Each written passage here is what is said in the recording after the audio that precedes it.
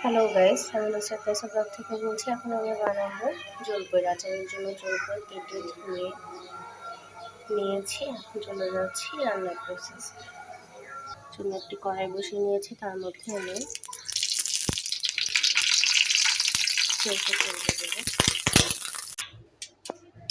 আমি কড়াইতে 250 গ্রাম তেল দিয়ে দিয়েছি।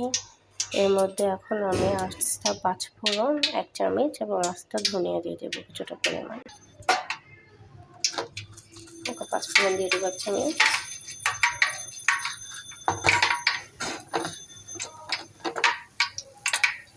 হাফ টেবিল চামচ আস্তা ধনিয়া দিয়ে দেবো।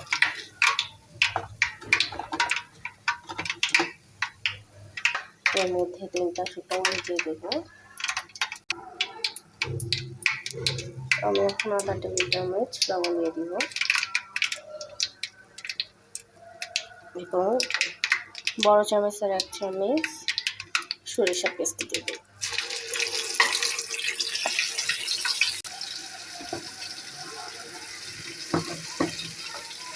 এক টেবিল চামচ জিরা ফাঁকি দিয়ে দেবো।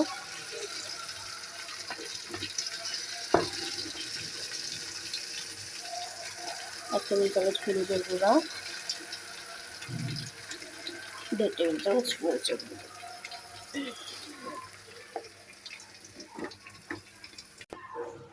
এর মধ্যে আমি 1 টেবিল চামচ 5 ফোড়ন, 1 টেবিল চামচ ধনিয়া ক্রাশ করে রেখেছি, আদা ভাঙ্গা করে রেখেছি। তার মধ্যে আমি জলপাইগুলো ঢেলে দেব। কয়েকটা কাঁচা মরিচ দিয়ে দিব।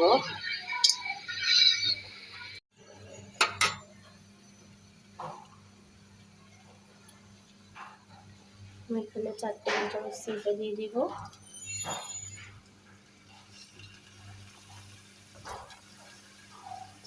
চামচ ভিনেগার দিয়ে দেব।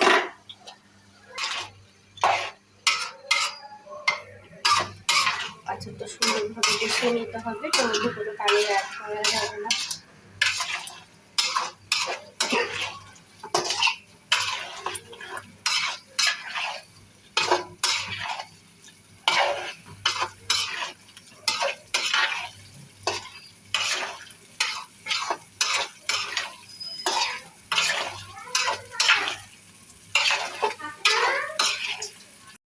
গাইস, আমার জলপাই আচার অলরেডি রেডি হয়ে গিয়েছে। এখন আমি এটা বয়মে ভরে আপনাদেরকে দেখাচ্ছি। দেখতেই পাচ্ছেন আমার জলপাই আচার রেডি হয়ে গিয়েছে।